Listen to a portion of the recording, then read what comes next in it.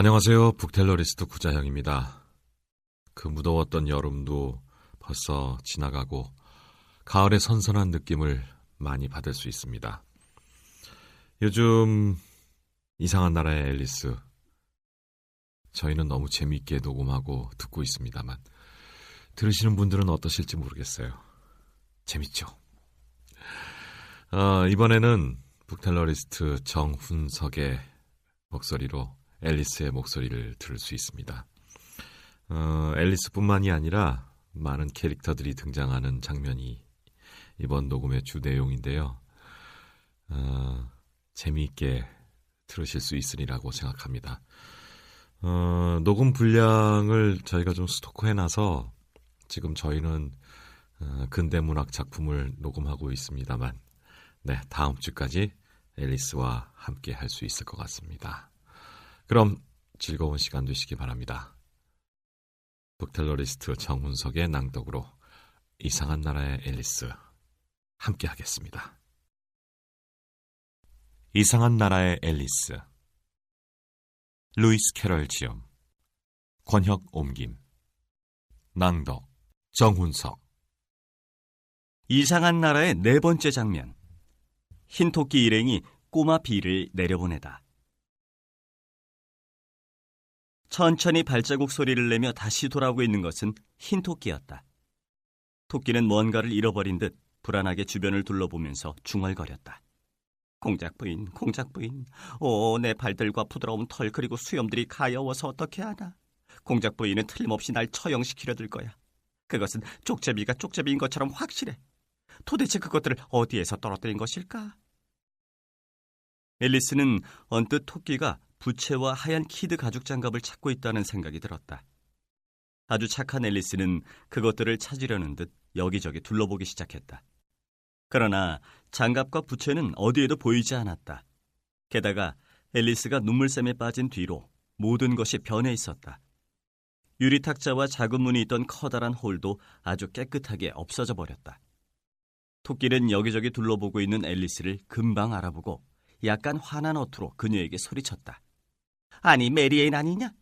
이곳에서 무엇을 하고 있는 것이냐? 얼른 집으로 뛰어가서 장갑과 부채를 가져오너라. 얼른, 지금! 앨리스는 깜짝 놀라서 뭔가 착오를 일으킨 것이라고 해명할 새도 없이 토끼가 가리키는 방향으로 달려갔다. 나를 자기의 하녀라고 생각한 것이 틀림없어. 앨리스는 뛰어가면서 중얼거렸다. 내가 누군지 알면 얼마나 놀랄까? 그런데 장갑과 부채를 먼저 갖다 주는 게 좋겠어. 찾을 수만 있다면. 이런 말을 할 때쯤 앨리스는 아주 깨끗한 작은 집 앞에 도착했다.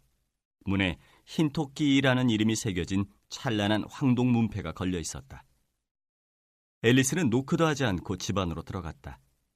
진짜 메리앤과 마주쳐서 장갑과 부채를 찾기도 전에 되돌아 나오게 될까봐 두려웠기 때문에 서둘러 2층으로 올라가며 중얼거렸다. 토끼의 심부름을 하게 되다니 정말 별 괴상한 일도 다 있군. 다음에는 다이노가 나에게 심부름을 시키려 들지도 모르겠어. 그러면서 앞으로 또 일어날지도 모를 일들을 상상하기 시작했다. 앨리스 양, 빨리 와서 산책할 준비를 해줘요. 금방 갈게요, 유모. 하지만 다이노가 돌아올 때까지 이 생쥐 구멍을 지켜야 해요. 생쥐가 도망치지 못하도록 지켜봐야 해요. 앨리스의 상상은 계속됐다. 다이노가 그렇게 사람들에게 명령을 하려 들면 사람들은 다이노를 집에 두려고 하지 않을 거야. 이런 상상을 하는 사이에 앨리스는 아주 정돈이 잘 된 작은 방으로 들어섰다. 창가에 탁자가 놓여 있고 앨리스가 짐작했던 대로 탁자 위에 부채 하나와 작은 하얀 키드 장갑 두세 켤레가 놓여 있었다. 그녀가 부채와 장갑 한 켤레를 집어들고 방을 막 빠져나오려는데 거울 옆에 작은 병 하나가 놓여 있는 것이 보였다. 이번에는 나를 마셔요라는 라벨이 붙어있지 않았지만 그녀는 코르크 뚜껑을 열고 입술에 갖다 댔다. 그리고 중얼거렸다. 무엇을 먹거나 마실 때면 반드시 재미있는 일이 생겼으니까 이 병 속의 것을 마셔도 그렇게 되는지 한번 볼까? 이것으로 다시 키가 자라게 되면 좋을 텐데 이렇게 작아져 버린 것도 이제는 피곤해. 그런데 정말로 그렇게 됐다. 그녀가 생각한 것보다 훨씬 빨리 일이 일어났다. 반병을 마시기도 전에 머리가 천장에 닿아버린 앨리스는 고개가 부러지지 않도록 얼른 몸을 굽혀야 했다. 앨리스는 후다닥 병을 내려놓고 중얼거렸다. 이 정도면 됐어. 더 이상 커지지 않았으면 좋겠는데. 이 상태라면 문을 빠져나갈 수 없을지도 몰라. 너무 많이 마시지 않았으면 좋았을걸. 가엾은 앨리스. 그렇지만 너무 늦어버렸다. 앨리스는 계속 키가 커져서 마침내 바닥에 무릎을 꿇어야 했으며 조금 후에는 그 방에서는 그렇게 할 수도 없을 정도였다. 그래서 앨리스는 한쪽 팔꿈치는 문에 기대고 다른 팔로는 머리를 감싸고 어떻게 하든 바닥에 드러누워 보려고 했다. 하지만 여전히 그녀의 키는 계속해서 자랐으므로 최후의 수단으로 한쪽 팔은 창문 밖으로 내밀고 한쪽 발은 굴뚝 속으로 들이밀며 중얼거렸다. 이제는 어떤 일이 생겨도 방법이 없어. 난 어떻게 되는 걸까? 그러나 다행스럽게도 작은 마술의 병은 더 이상 효과를 발휘하지 않고 멈추었고 앨리스의 키는 더 이상 자라지 않았다. 그러나 그녀는 여전히 불편했고 다시는 방을 빠져나갈 기회가 없을 것 같아 슬퍼졌다. 가엾은 앨리스는 생각했다. 집에 있었을 때가 훨씬 더 재미있었어. 집에서는 커지지도 작아지지도 않았고 생쥐나 토끼 심부름 따위는 하지 않았을 텐데 그 토끼굴로 들어가지 말았어야 했는데. 하지만 이렇게 살아보는 것도 흥미있는 일이야. 앞으로 또 어떤 일이 내게 일어날까? 동화책을 읽을 때 어떻게 그런 일들이 일어날 수 있는지 상상이 안 되곤 했는데 지금 내가 바로 그런 상상의 현장에 실제로 있다니. 내 얘기는 책으로 쓰여져야 할 것 같아. 정말 그래. 다음에 내가 크면 책 한 권 써야 할지도 모르겠어. 그런데 지금 거의 다 자랐는데. 앨리스는 너무 애석하다는 듯 덧붙였다. 최소한 여기 이 방에서는 더 이상 자라지 않겠지? 그리고 앨리스는 다시 생각에 잠겼다. 그런데 이제 지금보다 더 나이를 먹지는 않겠지? 그렇다면 절대로 늙지는 않을 테니. 이건 정말 신나는 일이잖아. 그런데 공부는 매일 해야 하는 걸까? 그건 싫은데. 앨리스는 스스로에게 대답도 했다. 에이, 바보 같은 앨리스야. 이곳에서 어떻게 공부를 하겠어? 이 방은 너 외에는 더 이상 들어올 자리도 없고 책은 또 어디에 놓을 거니? 앨리스는 처음에는 이쪽에서 다음에는 저쪽에서 마치 서로 대화를 하듯이 계속 중얼거렸다. 그런데 몇 분 후 밖에서 어떤 목소리가 들려왔다. 앨리스는 입을 다물고 귀를 기울였다. 메리앤! 메리앤! 장갑을 당장 가져오란 말이야! 그리고 총총걸음으로 계단을 올라오는 발소리가 조그맣게 들렸다. 앨리스는 토끼가 자신을 찾으러 오고 있다고 생각했다.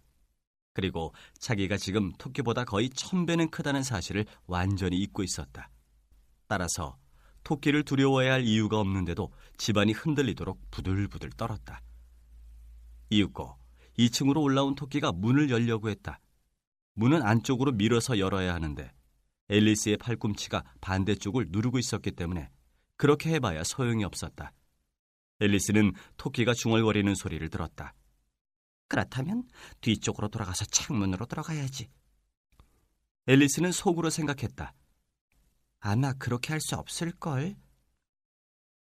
앨리스는 토끼가 창문 바로 아래쪽에 이르렀다고 예상되는 순간까지 기다렸다. 그리고 순식간에 손가락을 펼쳐 토끼를 낚아채려 했다. 아무것도 잡히지는 않았으나 조그만 비명소리와 떨어지는 소리, 그리고 와장창 유리 깨지는 소리가 들려왔다. 그 소리로 미루어 생각컨대 토끼가 오이를 재배하는 하우스 유리창 위로 떨어진 것이 분명했다. 그런 다음 아주 화가 난 목소리가 들렸다. 토끼였다. 배트!